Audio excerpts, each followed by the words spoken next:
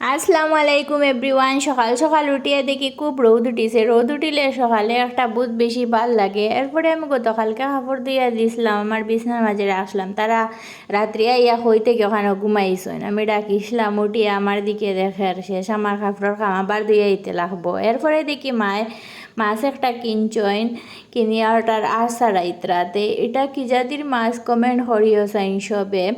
এরপরে চুলোর মাঝে হেনা দিতাম আসলাম, তে দোকানও গেলাম। দোকানও গিয়া দেখি রাস্তার সাইডে দিয়া কাপড় রাখবার র্যাক বানাইছেন পাইপ দিয়া। মানুষের রিলসও দেখিয়া কত যেন বানাইবা। এরপরে ওখান থেকে হেনা লইয়া ইয়া গুলি লইলাম, চুলো দিলাইমু।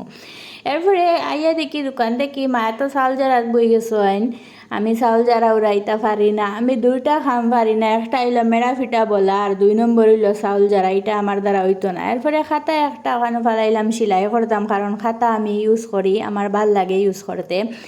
এরপরে ওখানেও কুমড়া দিয়া মুরব্বা বানাইলাম। মুরব্বাটা খুব টেস্টি হয়েছে।